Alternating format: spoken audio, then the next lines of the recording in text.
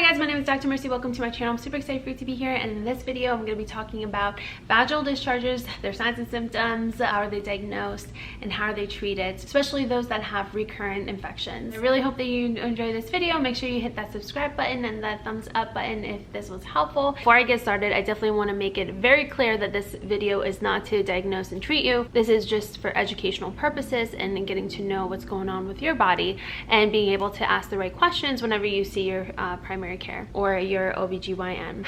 Now, very important that if you're having these symptoms for the first, second, or even third time, to get it evaluated, because you want to make sure that it's confirmed for what the infection is, so that way you're being treated appropriately. You might need your partner to be treated as well. You definitely don't want certain infections such as chlamydia and gonorrhea to be missed, as the treatment for those is vital to prevent complications. And with that said, this video is sponsored by Nutriblast, which is a company that has a lot of feminine products, including boric acid suppositories. But we'll talk about that more at the end of the video. Essentially, we have good bacteria and bad bacteria. Good bacteria is called lactobacilli. We want more of that in the vaginal flora, and this bacteria keeps the vaginal flora in an acidic range, which is a good thing to prevent other bad bacteria from overgrowing. And some of the things that increases that risk is sexual intercourse. Things like douching. So douching is often used to think that you're clearing things out, but you're actually clearing out the good bacteria, which leads to overgrowth of bad bacteria. So douching is a no-go. That includes douching with water. Leave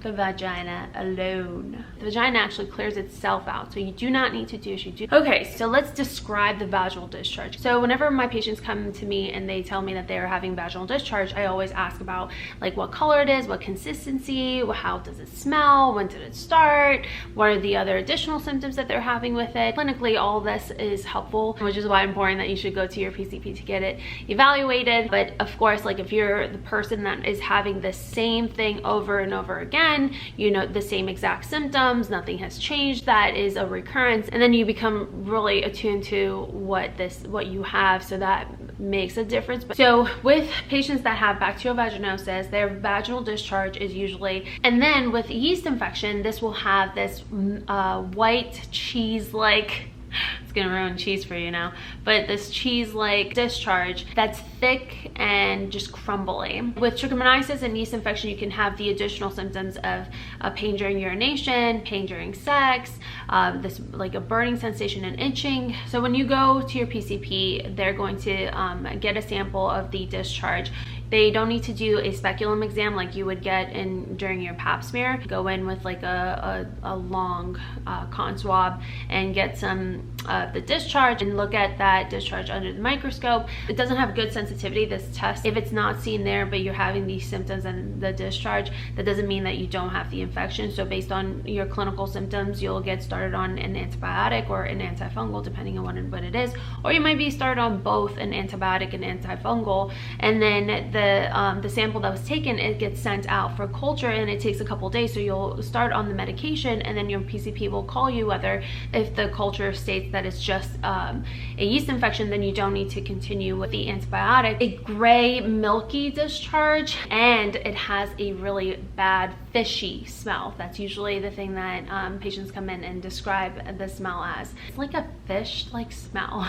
Whereas with trichomoniasis, this is the sexually transmitted one. This will have like a yellow greenish discharge, frothy, so thicker than the bacterial vaginosis. In terms of treatment, bacterial vaginosis is treated with an antibiotic called metronidazole, and there is an oral form as well as a vaginal suppository that you can use. There's another medication called clindamycin that can be used as well for this. And actually, you can also use probiotics to help with bacterial vaginosis, because the probiotic is going to bring back the good, healthy bacteria that needs to be there to prevent the overgrowth of the bad bacteria. Trichomoniasis, so this is the sexually transmitted disease. So the key importance to this is having your partner treated. So this is also treated with metronidazole. If you're treated and your partner isn't, then they can reinfect you. And then for the yeast infection, so the type of yeast is called Candida albicans. That's the most common, but there are other types. And this is treated with an antifungal. And usually this is a topical cream. The most common one that I prescribe is micoconazole.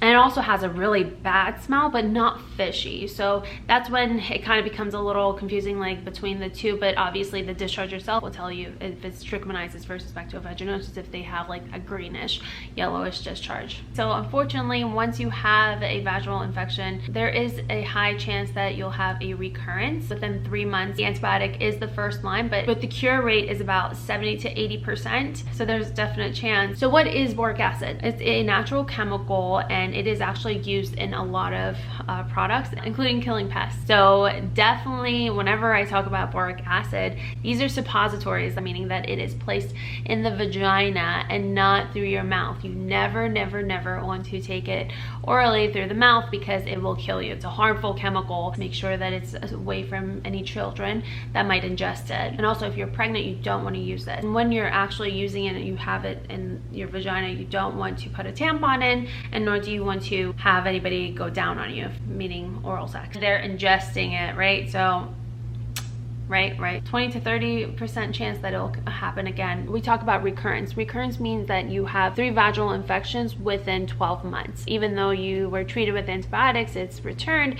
Now you can consider boric acid. Boric acid has an antifungal and antimicrobial properties, and that's why it has been used for so many years as a home remedy to help with vaginal infections. And it's often used when the first line treatment. For those that aren't responding with antibiotics, start them on a boric acid suppository for 2 to 3 weeks, and then give the either antibiotic or antifungal depending. And it's thought that the vagina has this biofilm, like the vagina mucosa has this biofilm, and the antibiotic is unable to kind of get through that. It has a hard time getting through that. And so the boric acid kind of eliminates that biofilm, and then the antibiotic itself can now get to the organisms and kill them off. And the use of both the boric acid as well as the antibiotic or antifungal is now increasing the cure rate. Isn't helpful. In the past, people would make this, but now there are companies that make it for you. So they put it in a capsule.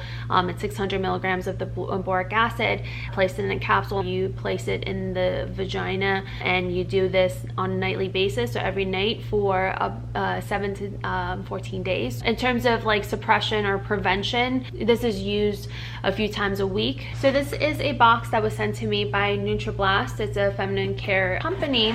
So this is the pill, boric acid vaginal suppository. So this has the 600 milligrams of the boric acid powder within the capsule. The capsule itself is a vegetable capsule, so it doesn't have like any additional ingredients. It's placed at bedtime for 7 consecutive days, and if your symptoms persist, you repeat for another 7 days. And it does give the warning, which is great, that if there's vaginal bleeding, sores, ulceration, if you have nausea, fever, or chills, or any sensitivity to the pelvic region, any pain, it's important that you see your physician, because it could be sexually transmitted disease or a pelvic inflammatory disease. So I love that they place that there.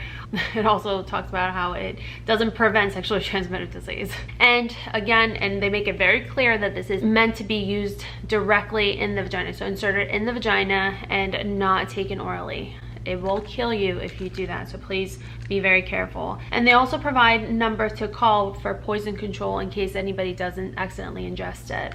And it's 100% pure, so it's just the probiotic. It doesn't have anything additional to it. Like, I know there's some companies that have, I think it was tea tree oil or something. You don't want it combined with anything else. Boric acid is the only thing that you want. It's maximum strength, which is the 600 that you need, so it's you don't want anything more than that. And it also has 60-day money-back guarantee, so it provides that. So that's really, really nice. They also sent a suppository applicator, so you can also use this applicator to insert it. It would be just like you would use a tampon. Here's the applicator. There's like a little, so if you bring it back, it has a place to put the capsule in here. Yeah. Okay, so now we have a capsule. So we're just gonna take one, do not take more than one, and now we're gonna place it in the applicator. So we have it here, and now you're gonna pull this back.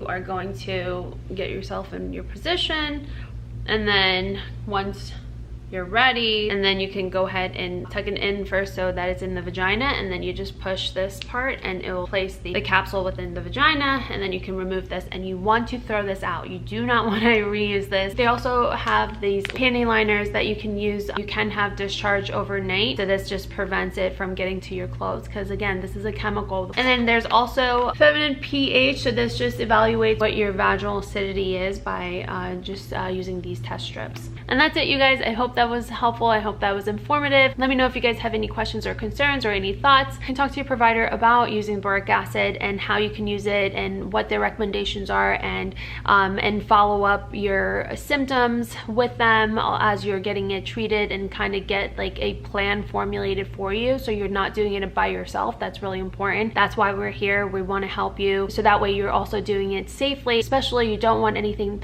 to be missed. Check out the links in the description box below where I go in depth about vaginal infections, and another video that I made a while back, as well as my blog post where I go into even more detailed information, especially if you're a medical student or a resident. The link is in the description box, and of course there is a link in the description box to NutriBlast where you can get the boric acid suppositories. Don't forget to hit that subscribe button as well as the bell button, so that way every time I post you are informed. All right guys, I am going to officially sign off and stop blabbering. Don't forget to follow me on my Instagram. Bye guys. See you guys in the next video.